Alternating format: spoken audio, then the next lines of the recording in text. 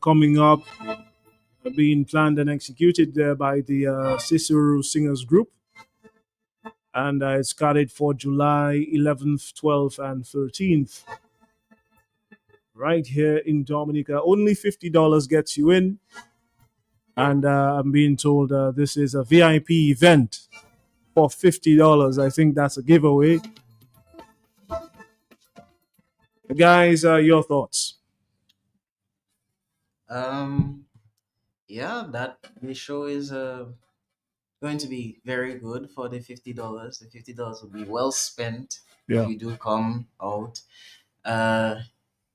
You'll enjoy it. You'll enjoy it a lot, especially the folk section. The folk section is going to be a show, a real show. One of you guys, I was told it's your first time having doing an official performance with the Cicero Singers. Which one of you is that? That would be me. That's you. Yes. Okay. I'm Tell us about how does that feel? How has the practice sessions been going so far? All right. The practice sessions have been intense. We have a lot of things to learn, and it is literally crunch time because the 11th, 12th, and 13th of July are just around the corner. So everybody has been putting their both feet forward. We have been spending countless hours during the week, on the weekends when everybody else is relaxing. We have been pouring our heart and soul into the practice sessions because we know that we have set a standard that so many people have come to expect, and we need to continue that now, even now more than ever, because we have so many new faces, including mine. So we have to keep the brand of the Sixth Form Cicero Singers alive and well. Okay, my friend over there, what can you tell us as it relates to the event and anything relative actually to Voices of Light? Well, what I can say is that this year we're really coming with the power. Like we coming with a bang. Yeah. Yeah. Our 1A, 1B, 1C sections. Our 1A is classical, 1B is pop music, 1C is Caribbean, and then we have our folk section. And this song list this year, I would say, is really, like I said, powerful. Yeah. And I really believe that it will have an impact on some people's lives. Okay, that's good. Cicero Singers apparently in top form. Nigel, well, we wish you all the best. I mean, it's your first time debut, as it were. I think it's called in theater. So it's your debut. All right. So we wish you all the best. And as you rightly said, Cicero Singers have a standard, a very good standard that you guys have set as far as vocals are concerned in Dominica. So continue the good work. Of course, we wish you all the best. But are there any closing remarks at this time as it relates to Voices of Light? It's a lovely lady tasked with that. Okay. So, any closing remarks as it relates to the event? Yes. So, just a reminder: the event will be held on the 11th, 12th, and 13th of July. On the 11th and 12th at the Dominica China Friendship Hospital Auditorium. On the 13th at the Portsmouth Catholic Church Parish Hall. Tickets cost $50, and you can get your tickets from Bovay Pharmacy, Valentine's Shoe Store, the parish office in Portsmouth, or from members. Fantastic. All right, ladies and gentlemen, that was the Cicero Singers giving us an inside look into the event of Voices of Light. Again, carded for the 11th, 12th, and 13th. Make sure you get those tickets. $50 gets you in this VIP event. And you can count on Cicero Singers to bring that A game. All right, guys, thanks for coming. Have a good one.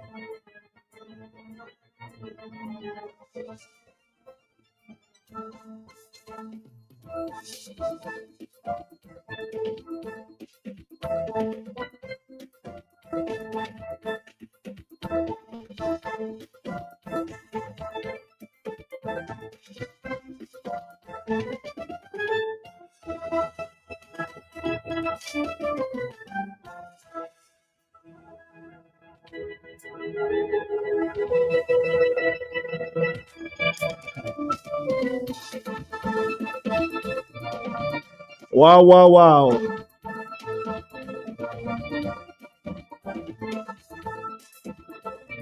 Get your tickets for the Voices of Light event with the Cicero singers. Again, got it for the 11th, 12th, and 13th of July.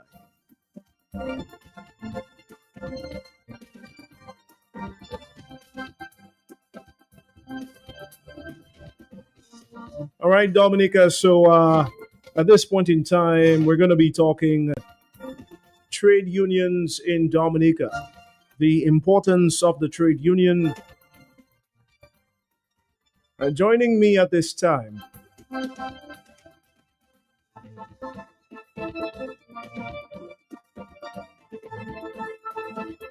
is former Dominica Civil Service Association General Secretary, Mr. Alvin Thomas.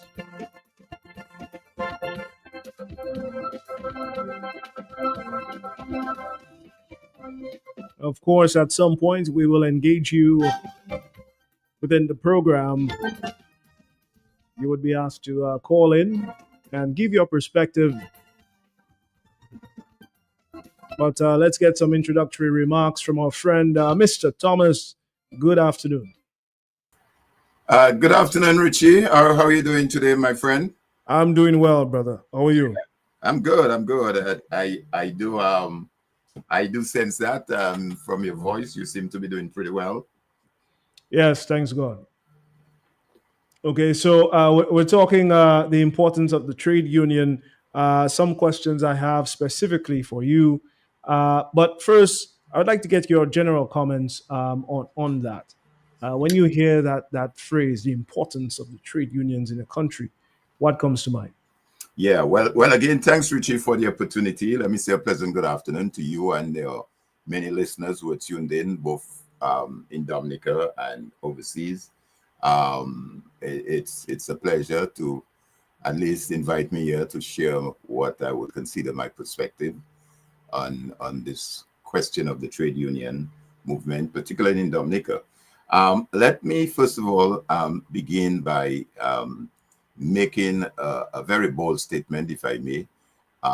There is the view that some persons think that the trade unions have outlived their usefulness, or they're no longer relevant or important. And I would say, therefore, that I dismiss that notion entirely. For a number of reasons. We may not have time to go into the history of the trade union movement, how it all unfolded and developed in the region. So that is a discussion we can have at some other point. But let me just say, as far as the Constitution of Dominica, our Constitution, which I always have to refer to it because it is what is considered the supreme law of the land of any country, your Constitution. There can be no other law above your Constitution. Everything else falls below that. And any legislation that enacted must be inconsistent with the Constitution. And if there is a particular law that is inconsistent with the Constitution, is considered null and void. So in terms of our Constitution of Dominica, Chapter 1, which deals with protection of fundamental rights and freedom, Section 11 of that Constitution, Section 11(1) to be precise, states, except with his own consent, except with his own consent, a person shall not, and let me underscore the word shall, a person shall not be hindered in the enjoyment of his freedom of assembly and association, that is to say, his right to assemble freely and associate with other persons, and in particular, that's the underlining word there, and in particular, to form or belong to trade unions or other association for the protection of his interests. That's what Section 11.1 reads like. It makes explicit mention of the word trade unions. Okay, that's in our Constitution. So I'm saying this to say to the workers out here who are listening, this is your fundamental right. And nothing that is said or done is not going to change that. And if for any reason, any worker in Dominica feel that specific fundamental right is being undermined, he has a right to seek redress in the court, because it would be a violation of his or her fundamental right in keeping with Section 11.1 of our Constitution. Let me go on further to state, and I did some analysis, and there are 9 countries in which that is explicitly mentioned in the Constitution: Dominica, St. Lucia, Antigua and Barbuda, Grenada, St. Kitts, Nevis, St. Vincent and the Grenadines, Guyana, Barbados, and Bahamas. There are 3 other countries where, in addition to trade union, the word political parties are also included in their constitution. So it says trade unions are political parties. That is St. Lucia, St. Kitts, Nevis, and Guyana. Interestingly, though, the 2 countries where one might say the trade union emerged, and they were the forerunners in terms of what came up in the 1930s and the emergence of trade unions, which is Trinidad and Tobago and Jamaica. No mention is made of that word trade union or political parties. It is absent. So what I'm saying to you, Richie, is that notion that, well, trade union no longer useful, trade union blah blah blah, it's not going away because it is enshrined in our Constitution of Dominica. Yes, I will submit that given where the world of work is now, moving from industrial to manual to now, one might say, even a more technological world with AI and all that stuff, the trade unions has to evolve as well in order to respond to the current needs of its members and what the world of work looks like now. I mean, did you ever imagine? I mean, look what happened just recently after COVID, where persons now work from home, persons now work virtually. I mean, I could be an employer for a company in the US and stationed in Barbados or Dominica or wherever based on technology and work from Dominica. Yeah. Visit my base once a month or once a quarter.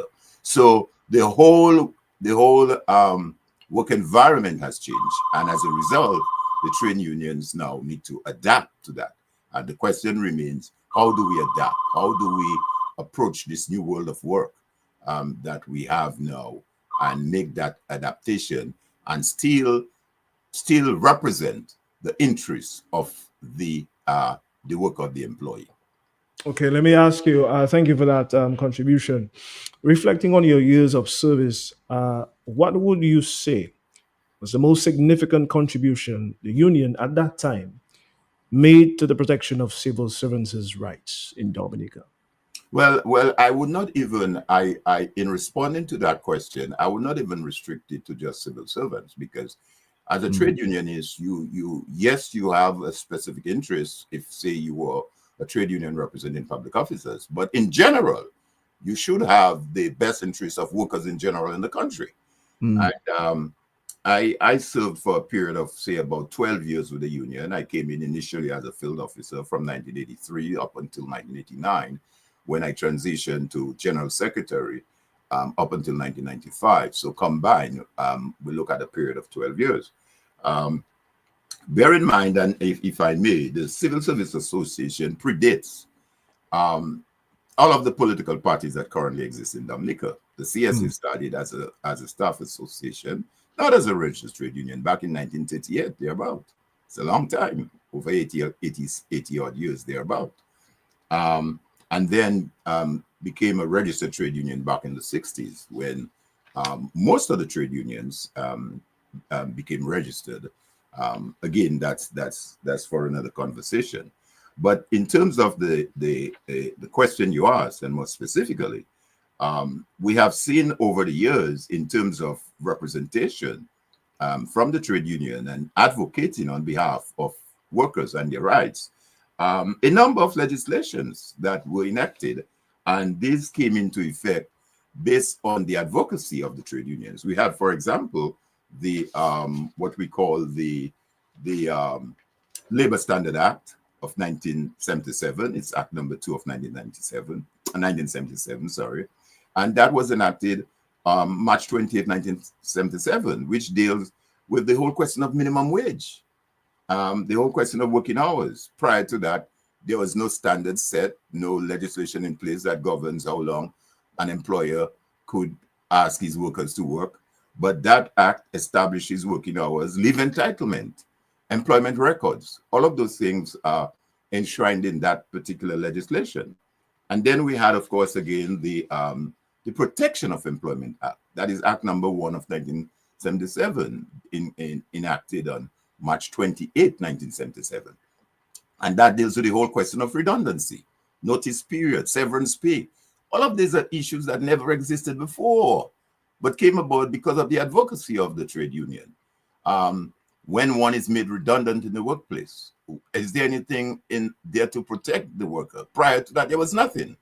An employer could just say, well, hey, I'm done with you. And that's it. That was my next question to to delve into that.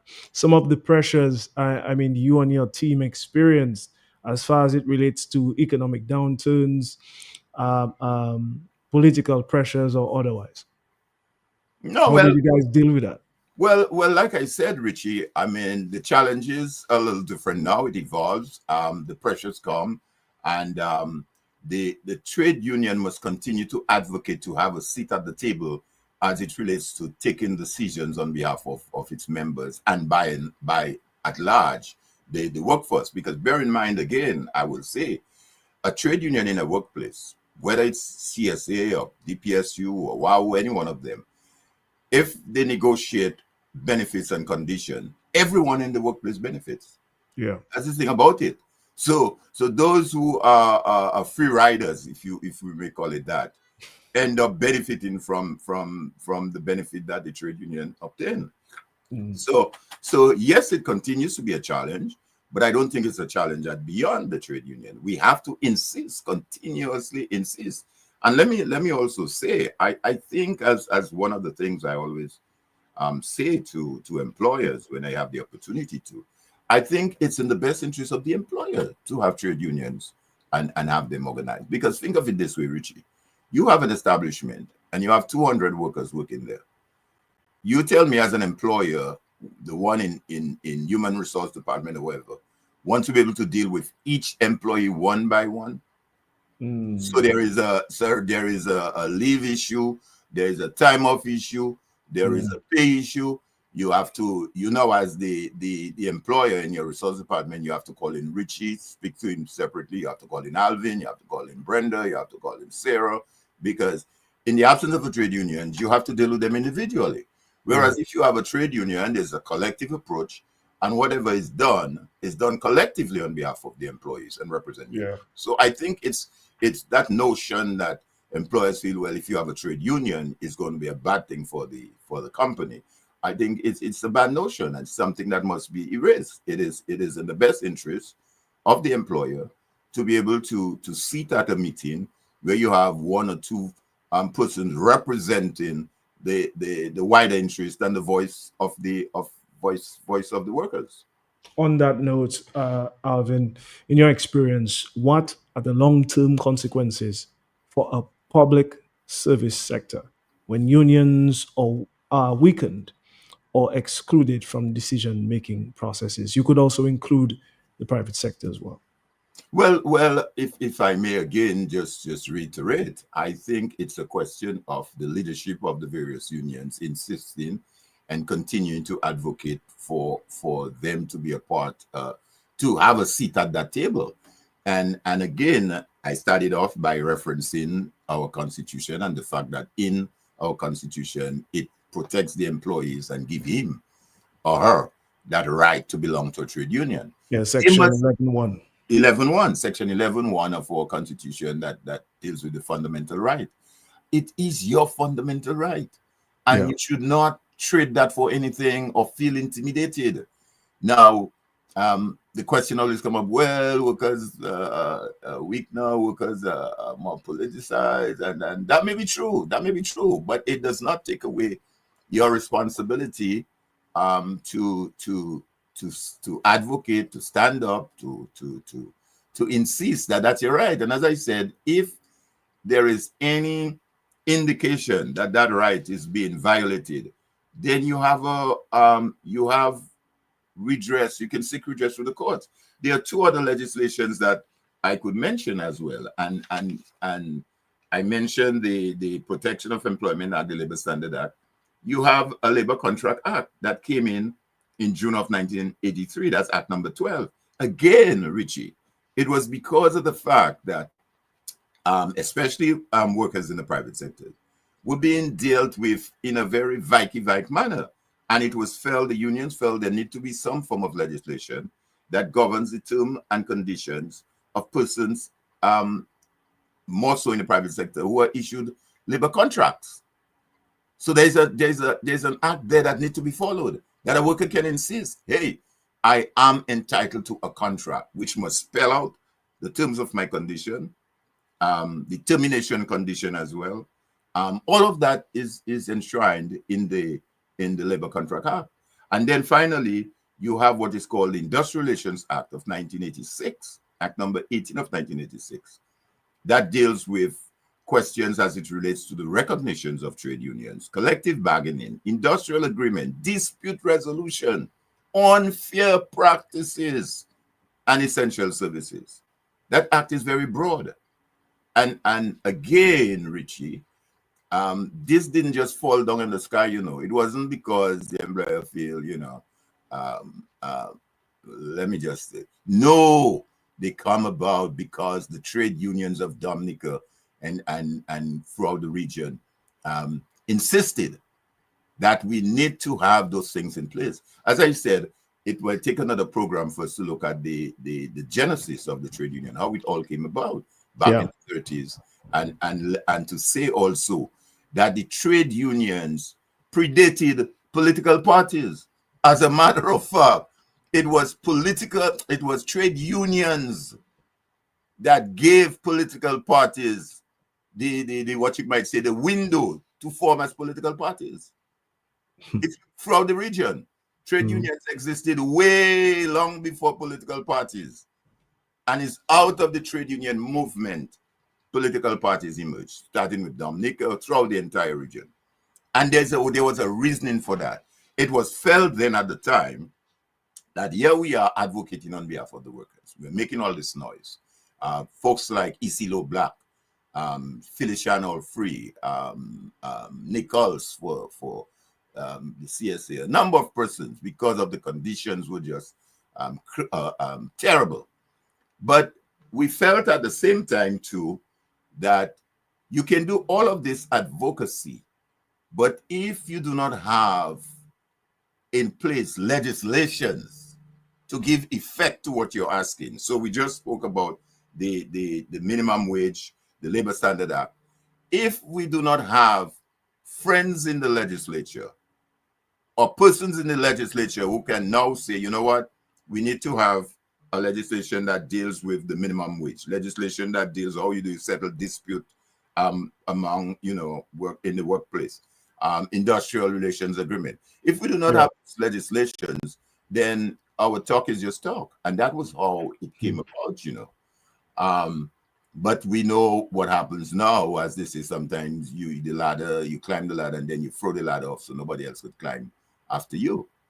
But this is what it takes. Now, let me also say, in terms of the questions that you just asked, the last question, there need to be an approach towards collaboration and partnership. By that, I mean that the trade unions in Dominica must collaborate among themselves I know there is conversation going on now with the formation of a TUC, and I welcome that idea. It's something that has been in conversation for quite some time now, and I hope that it will come to fruition. But outside of that, I think we need to collaborate across the region as well with other trade unions, because the unity strength, solidarity strength, not just locally, but regionally and internationally. And I think this is an approach that has to be taken. I mean, we see it all the time on the political sphere. We see the G7 as political governments. They meet, they call themselves the G7 and the G all up, whatever. You see that at the CARICOM level. Government see that at the OECS level. So certainly it has to be done at the trade union level too. And we have to advocate more of that and insist on that. So therefore, when a situation occurs, let's say in Dominica, we can call on our partners, our friends in the other region. Say, for example, we have an industrial dispute taking place at the airport in Dominica.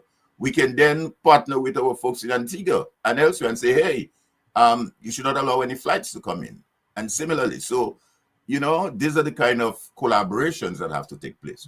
But certainly, it's an evolving world. One might say it's a crazy world, if you ask me, and therefore you have to be more in tune with how you approach the question of the trade union movement. Another thing which I will say very quickly is that of technology. I mean, I don't think we may be using it as effective as it was. This is a powerful tool we have now. I mean, this cell phone you hold in your hand, you know how powerful that cell phone is? I mean, you know how powerful that cell phone is in building collision, in disseminating information, in doing a whole bunch of things. I mean, whereas before, when I grew up in the 70s, we had to do newsletters and all that type of stuff. Right now the trade union can disseminate information by just 2 keys on your phone, and within a few seconds, that information is right across, all your membership in Dominica and throughout the region and beyond. So how do we embrace technology moving forward is a question that the trade union movement has to seriously look at and examine. Thank you so much, Alvin. As you rightly said, the trade union history is one that requires a separate program by itself. There's a lot of information. Yeah. So I think we as long as the opportunity presents itself, we will look into that. But I want to thank you for dropping these gems this afternoon on Talk on the Block. We're going to move on to our next guest. But I want to thank you so much for taking the time, brother. We'll be talking again. Well, thank you, Richie. Again, it's a pleasure. I think it's a conversation that needs to be had. I think too often we look at it as, one might say, the glass half empty as against half full, and we need to have a very candid and open conversation across the board. And it, like I said, I will end by saying again, trade unions are not going anywhere anytime soon. It's in our constitution. Yeah. All right, Ricky. Alvin Thomas, ladies and gentlemen. Take care, my friend. Thank you, bro. You as well. You as well. Bye-bye.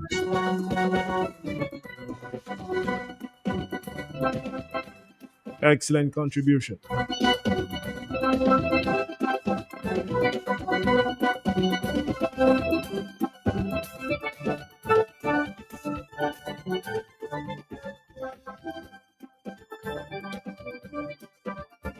Let's continue the discussion.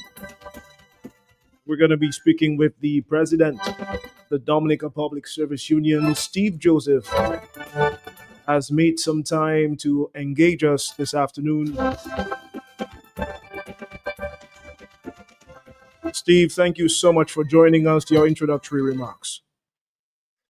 Thank you, Richie. I hope you're hearing me loud and clear. Loud and clear, loud and clear.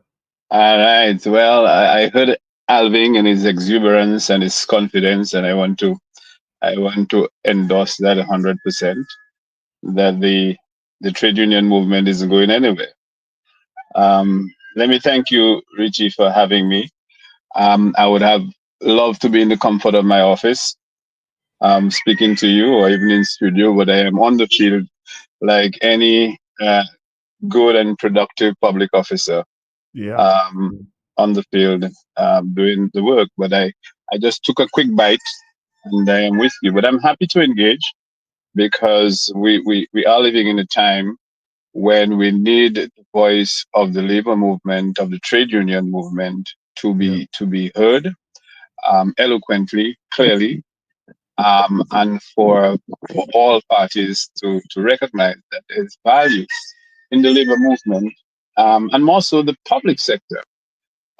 Trade unions do have an important role to play in providing that voice, but continuing to be that buffer, that go-to between the employer and the workers. Some of them who believe they do not have a voice, but they do have a voice through your trade union. And this is giving greater strength to the point that Alvin was making, that there will always be need for workers to be able to have their rights and to be treated with dignity, and to be treated fairly with justice. This is what Steve, in a time when job security and inflation are major concerns, how would you describe the role of, let's say, the DPSU in protecting the rights and welfare of public officers or members in general? well, the role of the DPSU um, is to continue to be that strong voice. As I told you, we fight for justice, for workers' rights. And you've maybe been listening to some of the programs that we've had, even in recent times, how we continue to not only seek to advocate through various mediums, but to advocate. So the union will continue to be the champion of education, training, organizing, but certainly there is a role for advocacy. And that role is not only taking effect here locally. As you know, the DPSU have been pushing for trade union consolidation because we believe that we really have strength in unity. You've maybe been following our efforts to establish a trade union congress here in Dominica. Yes. We believe that we are stronger together. And so not only the public sector unions, the DAT, the Public Service Union, to bind forces and efforts and wisdom and intelligence and resources to continue to engage the employer, to engage the government at an equal level and to gain on and win on behalf of workers, but to also merge our strength with the private sector unions and to consolidate our strength.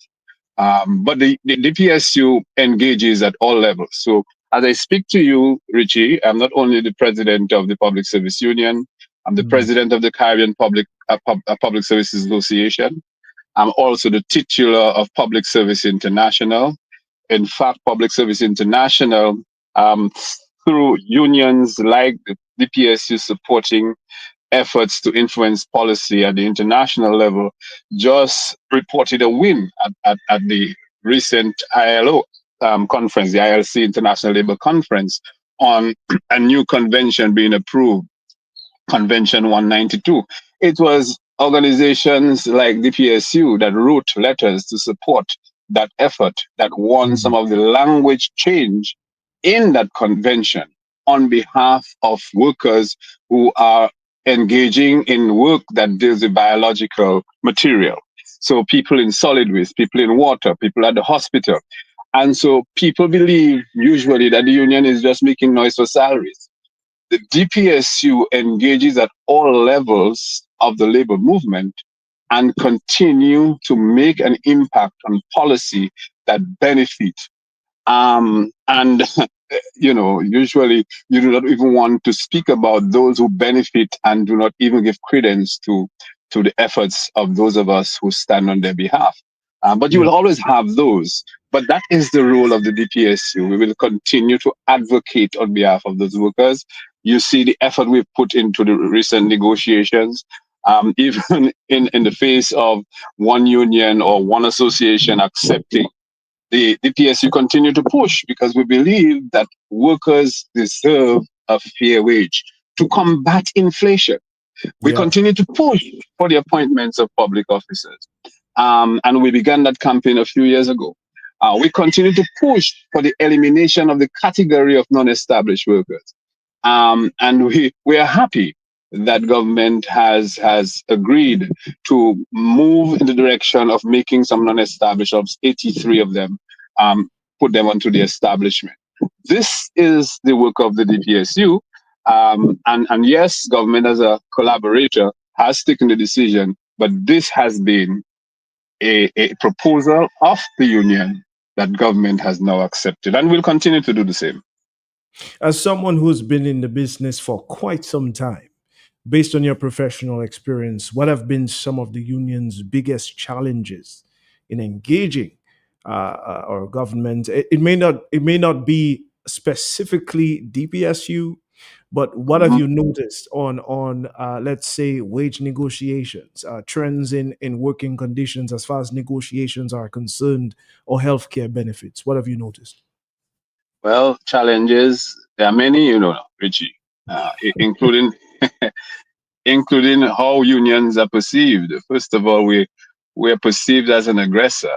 And, in essence, But that's not the case, Steve. That's not the case.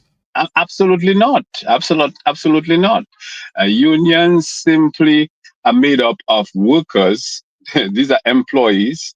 People normally try to categorize the union as the leadership, but this is not. It's not about the leadership. It's actually about the members. It's about the people who work, who feel and believe that they deserve fair treatment. They deserve a fair wage, and they come together to make representation on their behalf and that of their colleagues. And in many cases, employers perceive that as a challenge, as an aggressor, and sometimes you don't get the kind of collaborative reception on behalf of government or the employer. And so since the 1980s, and even further than that, from the Margaret Thatcher era, and the push of neoliberals, corporations to undermine the relevance of unions, you've seen that pushback. You've seen that pushback of private sector interests pursuing profits, trying to influence policies in their interests, pushing back on labor and trying to exploit labor. But when you exploit labor, you are actually affecting people who are simply trying to earn a fair wage. And that is a challenge. We come to the table as a partner and we promote social dialogue. We promote collective bargaining, which is Convention 87 under the ILO. It's not just in our constitution. International convention support the equal engagement of labor unions in tripartism, meaning the employer, government, and employee organization, which is the union, should sit as equal partners to negotiate within the workplace and to find that middle ground that benefit both government, employer, and employee. So the employee is not last on the list. It is an equal partner because we make things happen. We are the ones who turn the wheel of production and economic growth, and we must be respected and treated with dignity. Fantastic, Mr. Joseph. Coming to my follow-up question. So we've identified some of these challenges. How can trade unions then remain effective in today's rapidly changing public service landscape? We could also say the private sector's service landscape as well, where technology outsourcing and contract work becomes more common. Well, we've started. I mean, some of the specifics that I would not have, mentioned, the whole issue of contract work, precarious work, that's the non-established nomenclature that we're trying to get rid of. We have to continue to push proposals and strategies that appeal to workers, especially young workers. And that is how you're going to sustain the labor movement. You have to organize your young workers. You have to give relevance to the issues. You must use their mediums. So, we come on your radio every Wednesday, Richie, and we try to use the traditional means. But as you see, we try to also engage social media. So we're on Facebook, and we have actually developed a communication strategy within our union because we are trying to be ahead of the curve to reinvent ourselves. So we're Yes. not just about collective bargaining. As you see, we don't just engage in the old strategies of letting boots hit the ground.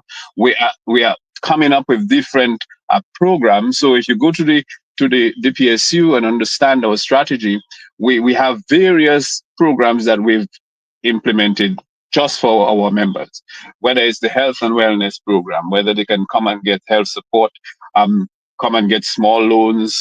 We have an insurance program that is a group insurance. We have special cards of discount. We have a number of programs that we've put in place tailored for our members. But we don't only expose them at that level. At the regional level, we are seeking opportunities for training.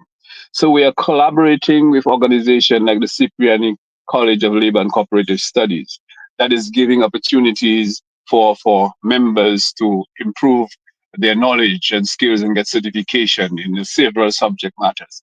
So the union has become that institution of learning, is a buffer. It's an institution where you can get legal advice. We have our retainer that if you have to take a matter all the way to the court, I hear Brother Alvin speaking about the court as a redress. The union has its own lawyer that will stand on behalf of its members. And so this is how you continue to be relevant. You have to find ways to reach the people who work, not just our members. We are now talking about how do we go into the schools and to the college and appeal Mm. to our college graduates. Yeah. We've just reorganized our Young Workers Committee, Rich. I think That, that's not to cut you off, Steve. I think that's brilliant. yes, Reaching out to the future workforce is a very exactly. strategic move. Exactly. We organize our men. We're keeping in touch with our retirees. So we're not forgetting those who have contributed. And so this is how we're trying a holistic approach to ensuring that the DPSU remain relevant. But guess what, Richie? The DPSU can't do it alone. We want a stronger labor movement in Dominica, not just the DPSU. We can talk about we are the largest union in Dominica, but too many workers in Dominica, people who work, do not have the protection that they deserve. I heard Brother Alvin as well that the law is there, but unless we give life to the law to ensure that the people who need the protection can enjoy the benefits of the protection, unless government work with the unions to enforce and ensure that workers are protected. Workers who are coming in for the first time, workers who are there and being engaged by companies who are coming from other countries to establish in our spaces. We have to enforce that there is a labor code and that workers have a right to be able to enjoy those benefits, whether it's gratuity, a leave. Recently, we just negotiated for paternity leave, an increase from 3 days to 7 days. But we do not need that only for the public sector. We need the private sector to also be able to give that to fathers to Correct. enjoy paternity leave. Yeah. And so this is not just about the DPSU. We believe that all workers in Dominica deserve the right to join a union and enjoy the protection. And any agency coming to establish themselves here in Dominica to employ our people will not suppress the need for workers to be organized and to be unionized, but will encourage it. And I believe that environment is what will create a space where people feel respected, and it will add to production and greater economic growth for our country. Fantastic. I just wanna, you touched on it a little bit, but I just want to get from you another example where union solidarity, right, directly resulted in policy change or Yeah.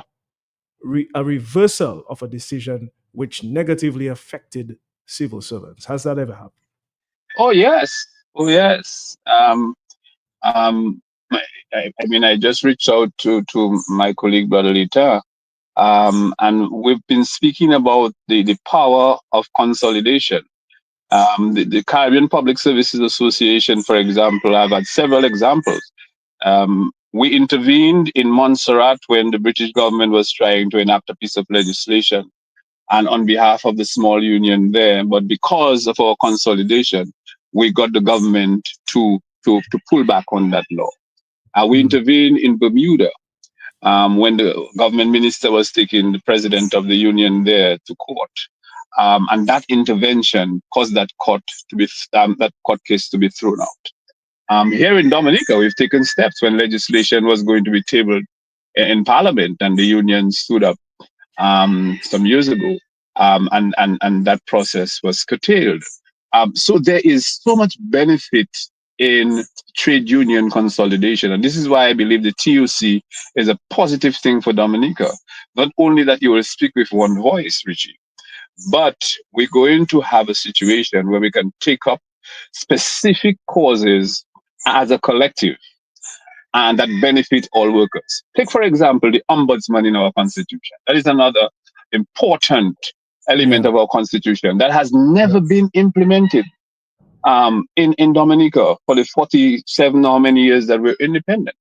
And we believe that's an office that would benefit the labor movement, would benefit workers, would benefit people.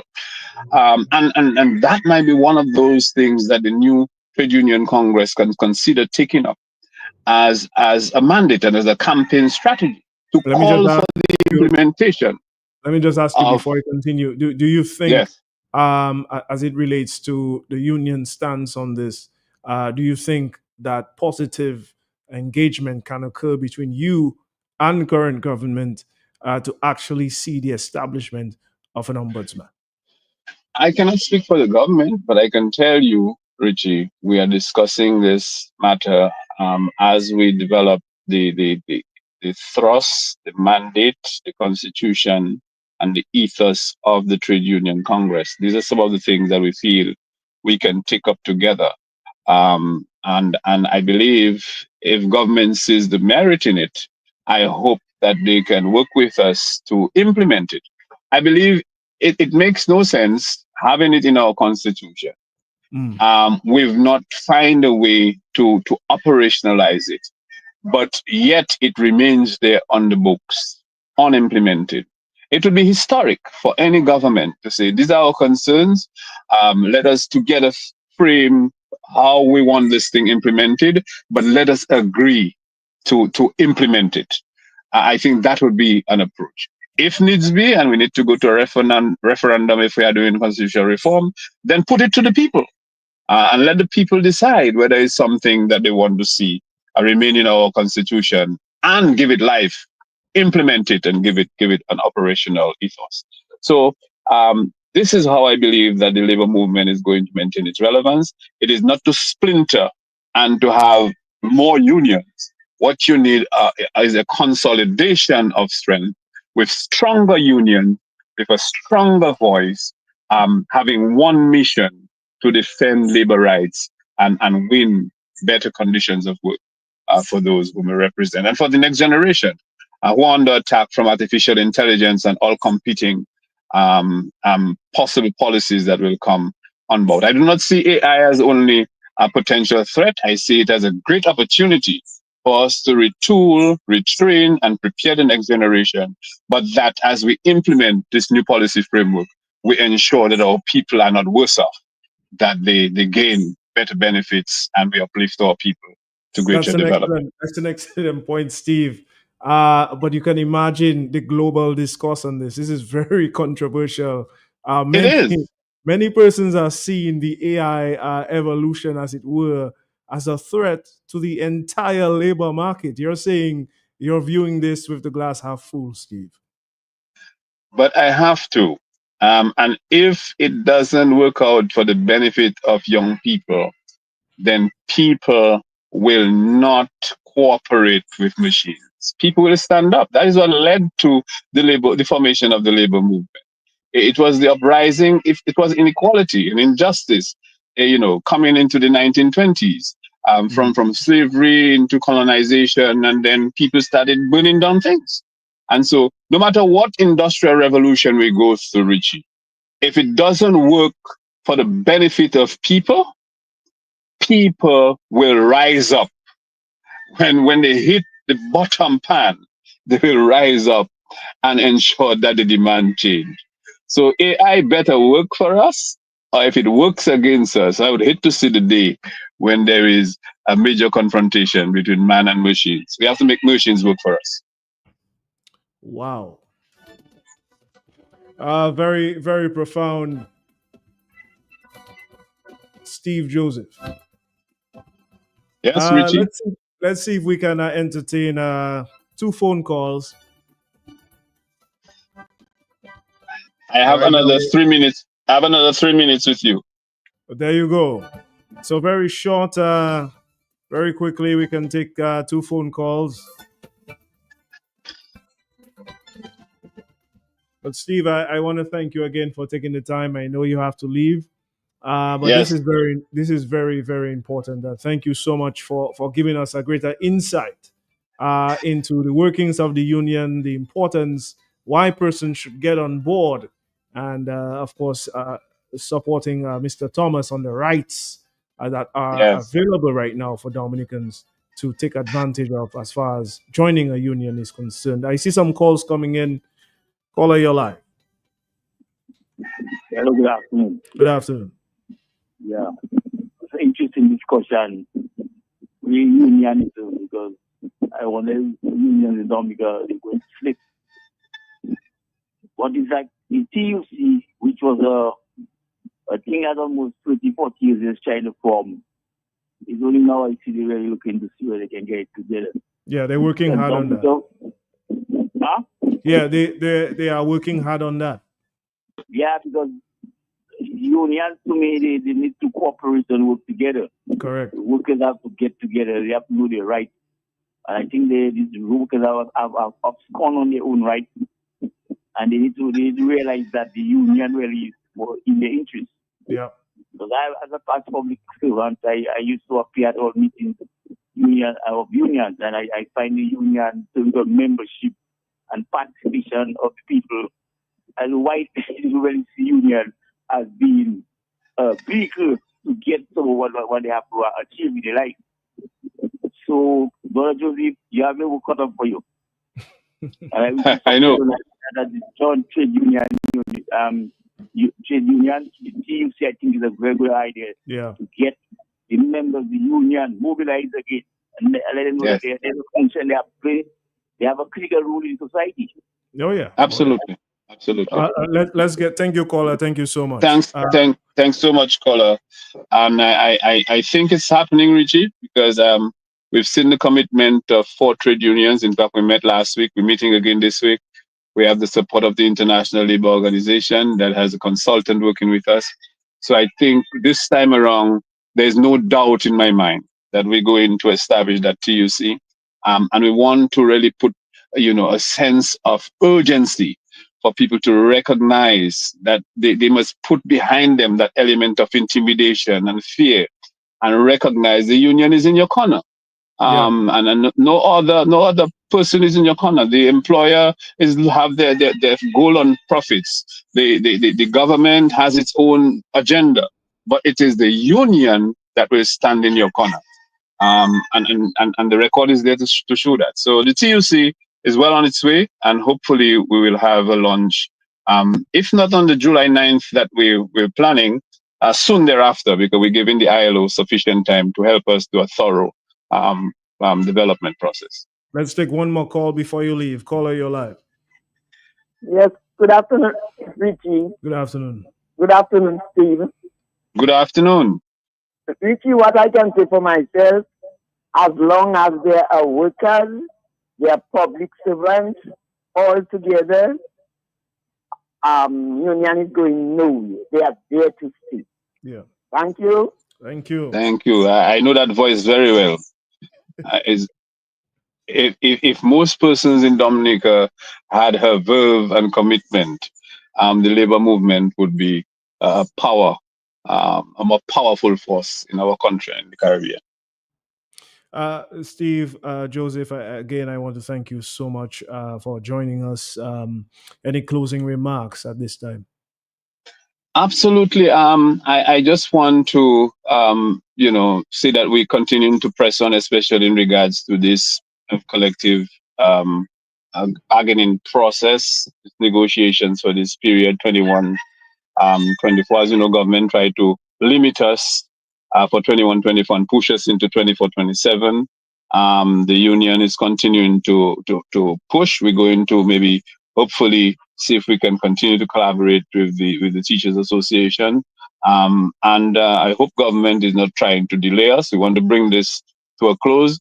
But we want members not only to call us at the end when we're signing and say, when they pay, we want them to pay an interest and support the leadership as we continue to work on their behalf. So thank you, Richie, for having me. And I think we need to do more of that because many more people need to understand the role and significance of the trade unions, of the labor movement, of people who put themselves out to make the sacrifice so that employers and governments and other people in the society in general can value the worth.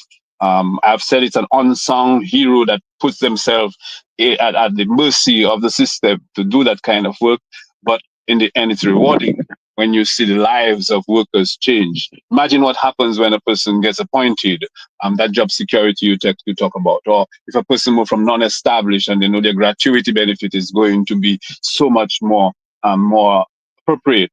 The lives that are changed through this process is the exception. Mhm. Mr. Joseph, thank you again. I wish you a blessed afternoon, the rest of the afternoon, and we will be talking again, Mr. Thomas. As I promised him, at some point we will have to look at the history of trade unions in Dominica, and maybe touch on the Caribbean aspect as well, but focus on Dominica. I think that's important. Absolutely. Thank you, Richie, and thank you, Thank you. listeners. Thank you. Ladies and gentlemen, that was Steve Joseph, the president of the Dominica Public Service Union, a man of many hats. But both he and Alvin Thomas have really given us a greater insight into the importance of trade unions in Dominica.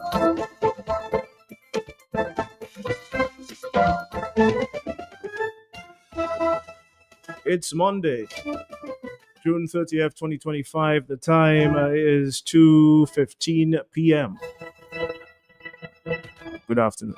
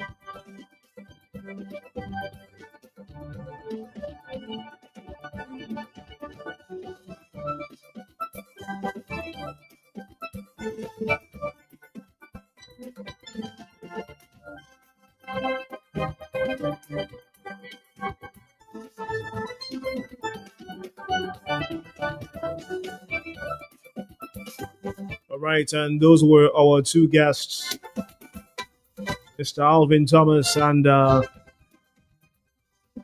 Mr. Steve Joseph.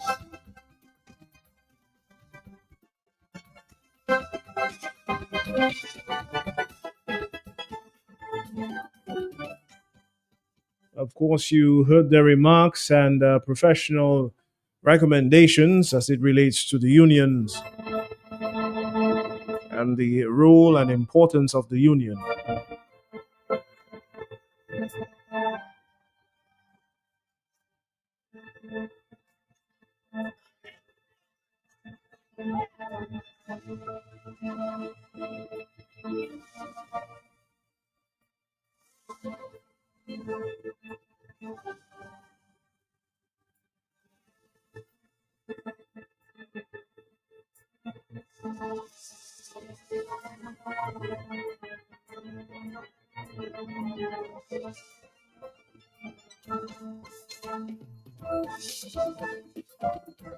We emphasized the protection of workers' rights in Dominica, collective bargaining power.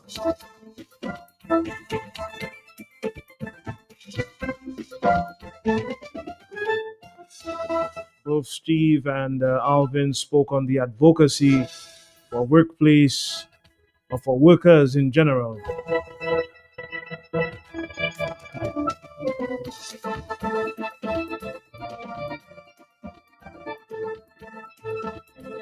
Steve also emphasized the representation that unions give in shaping national policy which benefits the workers in the country.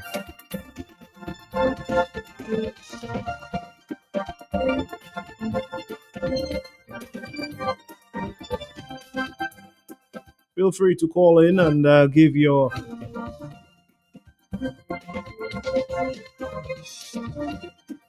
own view on the work of the union so far, as well as any recommendations that you would like to give. Good afternoon, caller, you're live.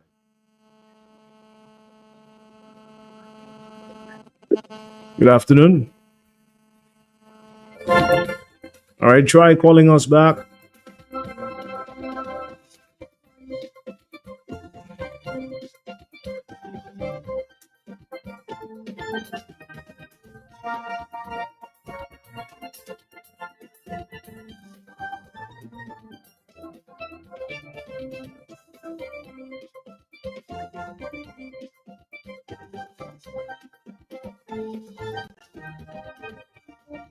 Good afternoon, caller.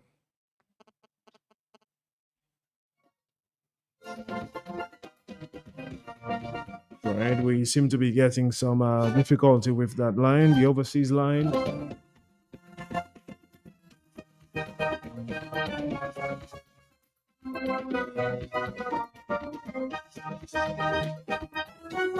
Good afternoon, caller. You're live.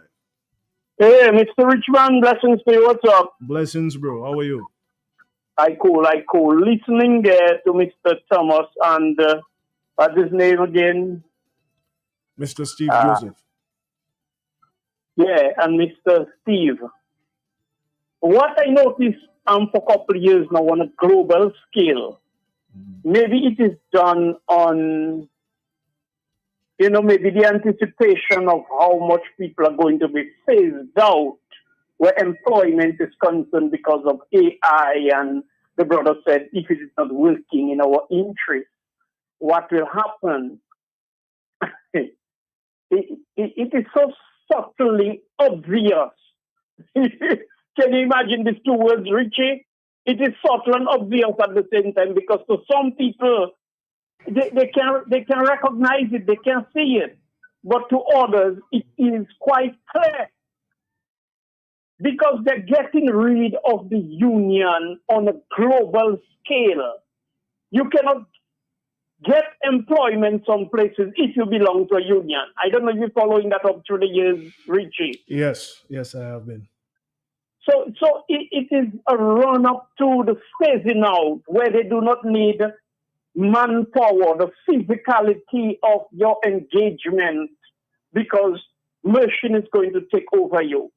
And I can clearly see the phasing out of the unions, or the weakening, or the defang. You have the dog and the tiger, they have the fangs, they remove the fangs, so they can't bite too hard. So something is happening on a global scale where these unions become quite ineffective, or have to be wrestling, grappling, struggling to represent their members based on a system that is looking to get rid of physical cash, get rid of man labor. In conclusion, I saw a factory the other day. Hundreds of workers outside protesting, and inside they're Richie. You know what that they're working? Machines, robots, AI, and the people outside protesting because they, maybe give them a little compensation, something, and just throw them out. So I wish them brothers well. And in Dominica, I think it's no, we are not excluded or exempted from the onslaught, the violent attack on the livelihood of the family, because it's all about globalization. Richie, watch out, oh. Have a blessed one, King. Have a blessed afternoon.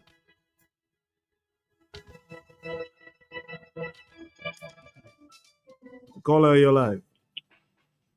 Yeah, Richie, afternoon. This is the trucker right here. Hey, good afternoon, brother. Man, I've been trying to call for the longest while. Looks like, listen, I just want to let you know, my brother, you're doing an excellent job and you're building your brand, your name, man. Thanks to God, man. Thanks to God. Especially when I hear Blessing told you that he sent some information and you said, yes, you researched it. Yeah. So that way nobody can measure. You know what I'm saying? I do appreciate you for that, my brother. And it looks like you're building a name for yourself.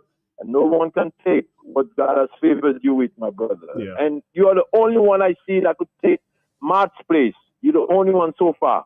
Trust me. Anyway, what I got to say is that I don't know what the topic is about, but all Dominicans have to put their head together. If Dominica is in a situation, it's going to affect each and everyone, including the business owners. And they got to take that into consideration. Because if people don't have work and they don't have money, they cannot come and support them in the store. So that they got to understand they have to,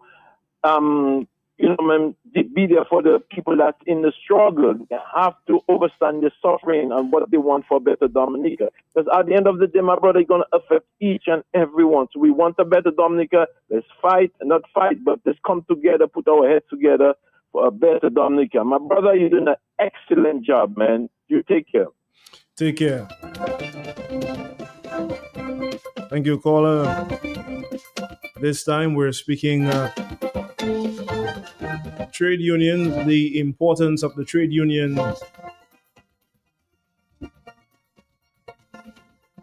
Caller, you're live. Yes, Mr. Rich, how are you this afternoon? Doing good, brother. How are you? I'm there holding on. I listened to both gentlemen this afternoon, both Mr. Alvin Thomas and Mr. Steve Joseph. Both of them have made very positive contributions and informative also. Now, let me tell you something. When I listen to what is happening and I see what is happening around Dominica, the trade union in Dominica is a very important institution in the life of our country. But what I find over the years is that this thing the trade unions had in the 70s, in the time of Charles Savren, Anthony Frederick Joseph, Bock and the sellers there, it has lost that, We need to go back to the drawing board and ensure that that kind of thing, because when the sellers spoke in the 70s, the government would listen, right? Because especially the CSA, when Charles Savren tell workers to stand up, they'll stand up, Run, they will run. But today, the unions are there, they call on their members, and the members fail to come and support them. So the union has to come and give their union, the members must give their union support. And the trade union congress they are talking about is a very good move. I hope that they can be not just a congress without peace, that they'll have teeth to bite if they have to bite. Okay? So I wish them all the best. Yeah. In other words, we want the best for our people. Yeah. And the young people must take the opportunity to join the union and make the union strong by participating in the different activities of the union. Yes. That's my advice to them. Okay? Thank you, caller. Well said. Well said. Caller, you're live. Yeah, good afternoon, Richie. How you doing, brother? Doing good. Thanks, God. Yeah. Brother Joseph talked about people coming against the AI, but the same way the Congress is critical for the very survival of the unions. It's very critical. It's not an option anymore as far as the unions are concerned. In their very survival, they need to be united. In 79 we talk a lot about Charles Savre, but Richie, it was a union ship. It's almost like an unspoken Congress, that makes something happen. It was a brotherhood among unions. And the unionship in Dominica is still the most potent civic force. The union has capital, the union has populace. Even these people who right now are, playing politics with the union and they're supporting their party, they will come back. Because as long as the jobs keep getting tighter and money keep getting lesser and inflation keeps rising, they will choose survival at some point. So the union in general is still the most potent force for change in Dominica and challenging the government with its money. Even the ombudsman thing, I heard you ask him, well, will the government? It's not will the government. Hell with the government. That united force will have enough capital to have legal, entity and be able to challenge the government in court.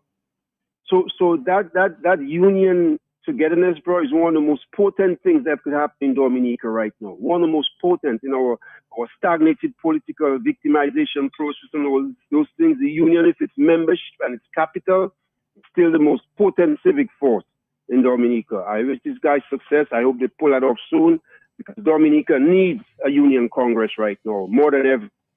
More than ever. God bless, brother. Thank you. God bless as well. God bless. Yes, I think we can all agree the establishment of a trade union congress is a game changer as far as representation for the workers are concerned.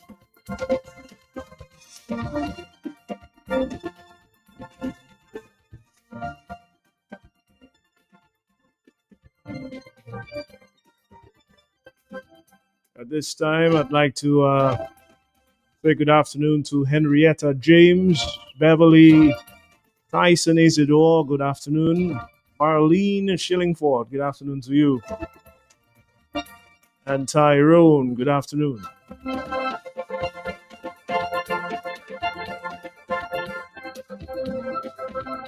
Once again, the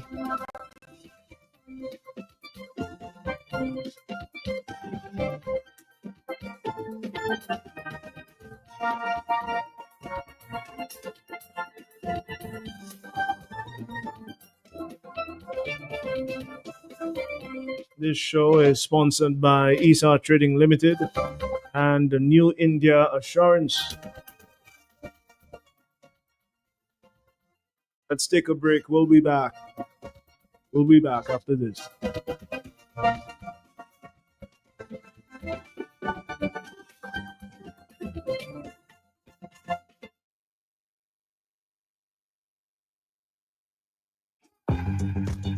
There's Smooth. And then there's Guinness Smooth. It's the brand new cool. Incredibly smooth. Perfectly balanced. For a smooth and refreshing taste. So how smooth? Well smooth. Guinness Smooth. For a smooth and refreshing taste. New Guinness Smooth. Must be 18 years or older. Drink responsibly. Socialize responsibly. Locally distributed by Belfast Estate Limited. Everywhere their country hurts, it's time we say Dominica first. We honor our nation builders on Cooperative Day, July 5th at the Intercontinental Hotel in Boston. An awards celebration. The cooperative movement presents awards to our own cooperative heroes, nominated by their own cooperative society. Music, drama, star power, Michael Henderson, Calypso, Monarch, Joy, and more. Entrance by invitation only. July 5th, Intercontinental Hotel in Portsmouth. From 7 p.m., the Cooperative Awards celebration. Dominica first, keeping the spirit of Kudma alive.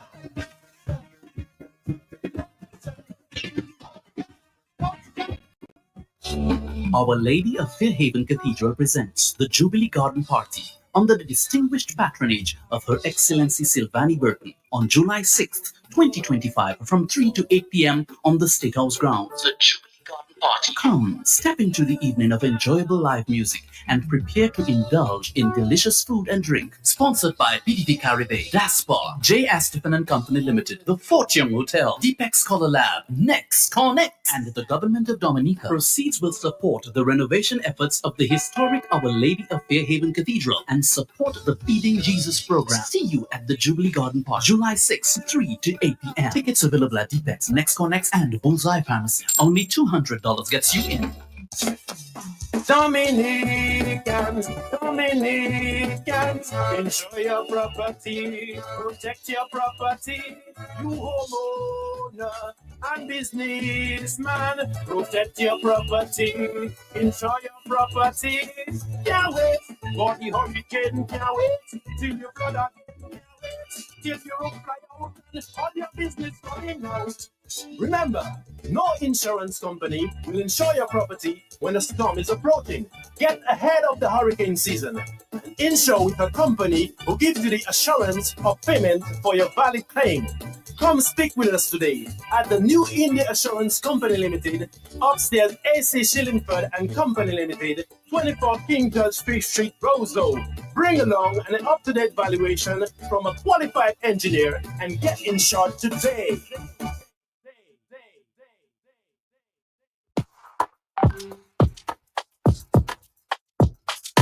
Universal elegance, the place no shop for home. Universal elegance, universal elegance, universal elegance, the place no shop for vehicles. Universal elegance, universal elegance, universal elegance, the place no shop for appliances. Universal elegance, universal elegance.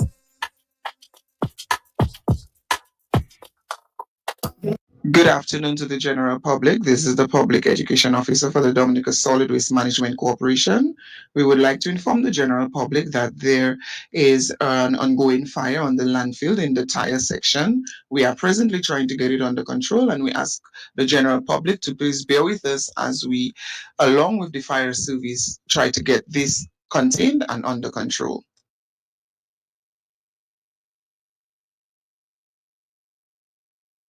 General public, this is the Public Education Officer for the Dominica Solid Waste Management Corporation. We would like to inform the general public that there is an ongoing fire on the landfill in the tire section. We are presently trying to get it under control, and we ask the general public to please bear with us as we, along with the fire service, try to get this contained and under control. Good afternoon to the general public. This is the Public Education Officer for the Dominica Solid Waste Management Corporation. We would like to inform the general public that there is an ongoing fire on the landfill in the tire section. We are presently trying to get it under control, and we ask the general public to please bear with us as we, along with the fire service, try to get this contained and under control. After working hard for many years in London, Goldwyn is now retired and back living in Dominica enjoying his pension. He too shook a smile so we can see the gold teeth and too shook a young.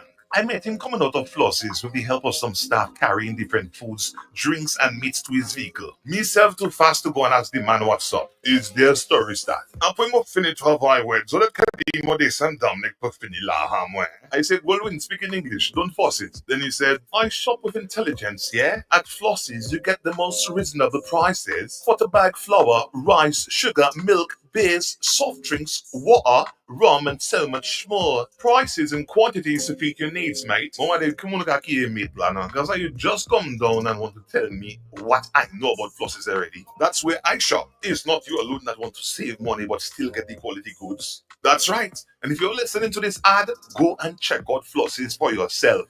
Next to the Rosal Market, you can't miss it. Now opened on Sunday from 10 a.m. to 1 p.m. Big news, Dominica! DeWitt Center is now even closer to you with the opening of DeWitt Center Express, conveniently located on Cork Street, right next to Fresh Market. Get all your home improvement essentials fast with everything from tools and paints to home decor and more. Plus, enjoy the same great service you know and trust. Now, just a quick stop in the city. Visit us today at DeWitt Center Express, your partner in home improvement, now closer than ever. I see Goldwyn shopping for farming supplies, so I ask him, what are you doing inside Bloombox? Do you have a farm? He tells me, that's how hell sort. I've been married 37 years. Look at my money farm. They say, no, not woman, like land for farming crops. And then you understand, Bloombox is the most affordable on island. Knapsacks starting at only $57.71. Elsewhere, it's $300 plus. Cutlass seeds, seeding trays, nursery pots, sales of potting mix, all at way better prices than anywhere else. Fertilizers, 3-in-1 multi-tool, and so much more. Located on Federation Drive, Goodwill. Second property on the right after the Valley Link Road and on the corner of Drury Lane and Hanover Street in Rosal. Bloombox. Let's bloom together. Come June month end to the first week in July. All roads lead to Scott's Head for the grand Cicuru Reunion Festival. Beginning Friday, June 27th with sounds of praise to the Most High. Lively cultural performances. Followed by Soir l'Histoire, a night of powerful, topical, juicy history with Dr. Leonard Honeychurch. Followed by the Super Block finale. Saturday 20th, Sakis Abukabut in spectacular carnival style. Followed by Dr. Mika Labadi and Dropping. Sunday 30th, church service, then village festival with the Unstoppable Person Serenade. Tuesday, July 1st, trip to Kalinago Territory. Wednesday, July 2nd, the Dog Loop and Big Money Bingo. Tuesday, July 3rd, Beach Party and Talent Night with special guest Franklin Moses. Friday, July 4th, Grand Dinner and Dance. Saturday, Beth, the highly anticipated return of Conla with Midnight Movement. Sunday, July 6th, Super Black Extra cold coupon is only $3 for $10. Raffle to include the large screen, smart television, and multiple smart phone devices. Don't miss the Scott's Head Cicuru Reunion. Good month into the first week of July. Sponsored by Belfast Estate, Cobra Bear, DNO, Q95, and Creole Heartbeat. Look at people!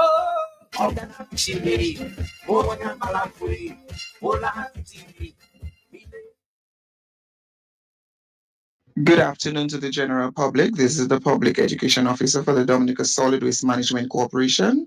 We would like to inform the general public that there is an ongoing fire on the landfill in the tire section. We are presently trying to get it under control, and we ask the general public to please bear with us as we, along with the fire service, try to get this contained and under control. What you're looking for is at the best price. What you're looking for is at the best price. Best price. Everything is nice and oh, you will love the price. Convenient and easy makes shopping breezy. The luxury of everything in one supermarket located on the riverbank with King, best price, open daily all week with home store, decor for every room, pharmacy for all prescriptions and over-the-counter medication, supermarket for all your grocery items, fresh produce and frozen. What you're looking for is all at best price. You're looking for is not value.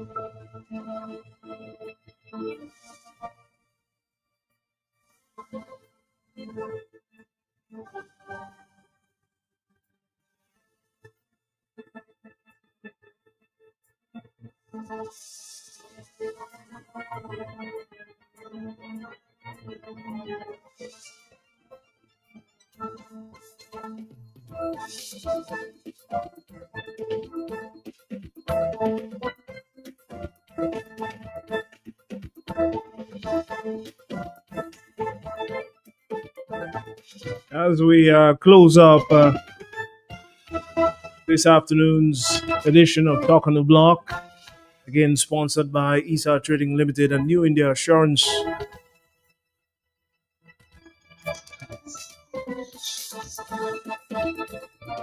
You just heard the statement from the official from the Dominica Solid Waste Management Company.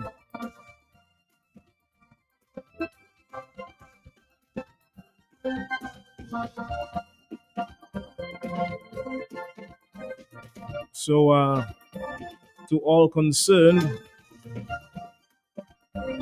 the fire that you're seeing at the landfill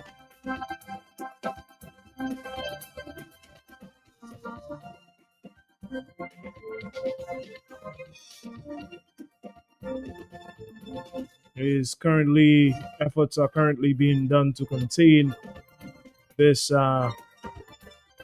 this major fire in the tire section. Of course, reports confirm that smoke coming out of the landfill can be seen from neighboring community around Rosa.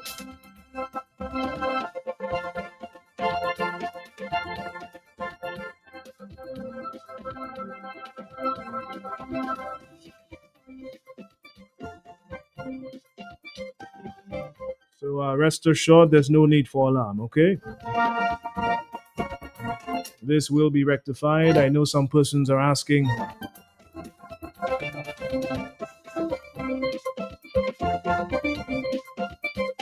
how did it get out of control in the first place?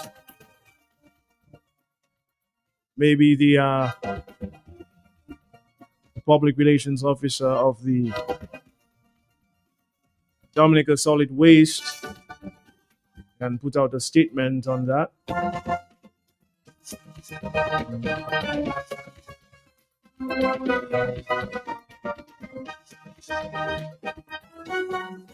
I know persons who are asthmatic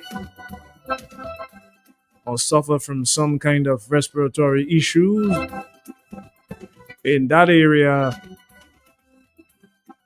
are having a hard time.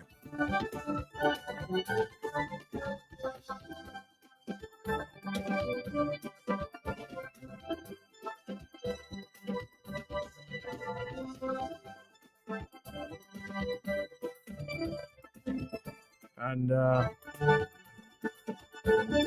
there are some listeners also sharing that sentiment. Arnold, good afternoon to you.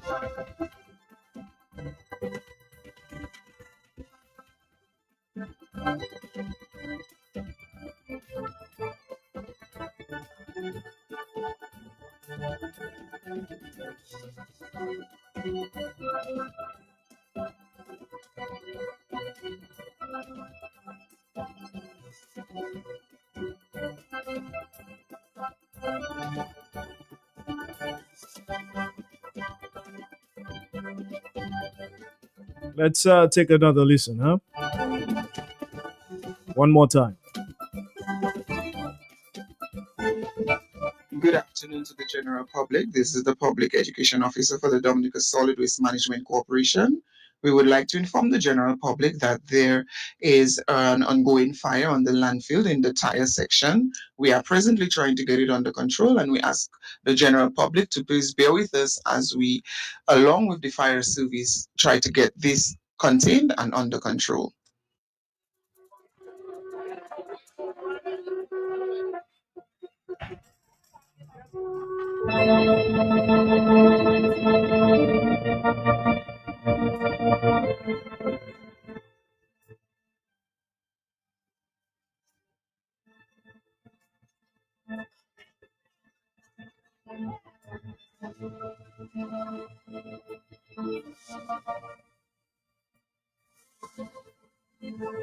Let's hope that this gets resolved quickly. I can imagine that fire officials are on scene, helping to contain the blaze.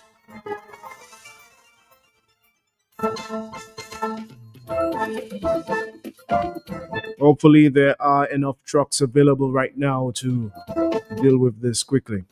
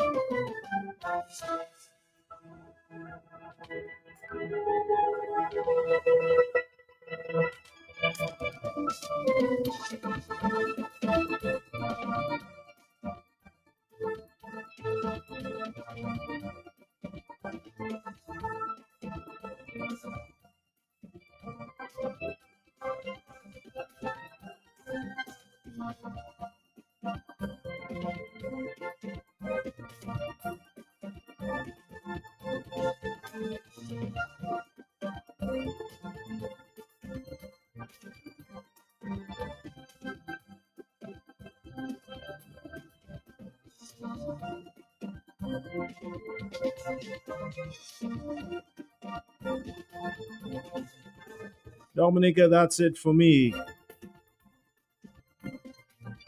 And it was a pleasure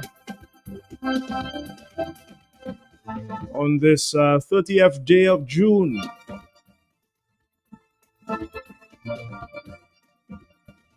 Again,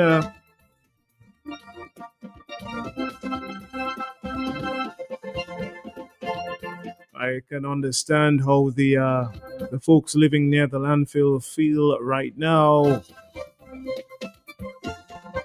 Please do all that you can to avoid any complications, especially if you are suffering from some sort of respiratory illness. If you need to move from the area temporarily, please do so.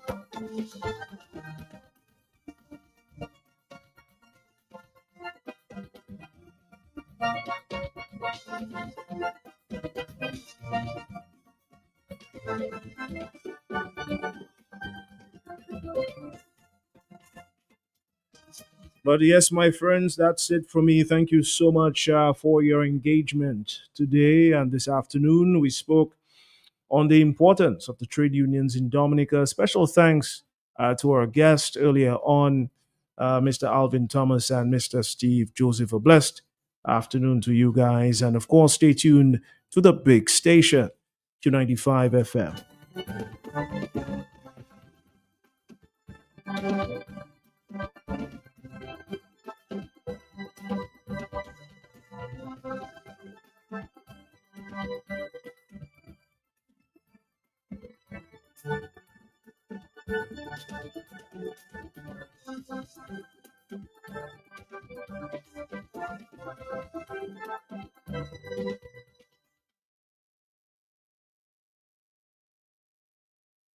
What you're looking for is what you're looking for is Best price. Everything is nice and oh, you love the price. Convenient and easy. Make shopping breezy. The luxury of everything in one supermarket located on the riverbank with Bock. snacking. Best price open daily all week with home store decor for every room, pharmacy for all prescriptions and over-the-counter medication, supermarket for all your grocery items, fresh produce and frozen. What you're looking for is all at best price. What you're looking for is at Value High.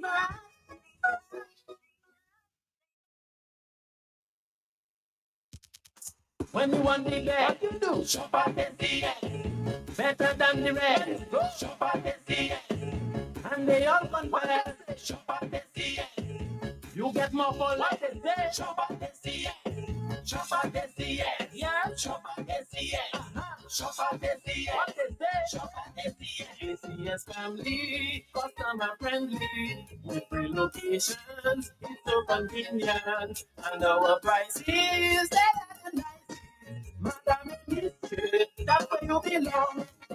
Oh, tell your mama, tell your papa, shop at SCN. Tell your son and your daughter, shop at SCN. Auntie, nan, and cousin, friend, open power, all of them. Grandma, grandpa, couple, neighbor, girlfriend, boyfriend, side. What? Shop at SCN. Shop at SCN. Oh, yeah. Shop at SCN. Shop at SCN. Check us out at Pottersville, High Street, and downtown Rose.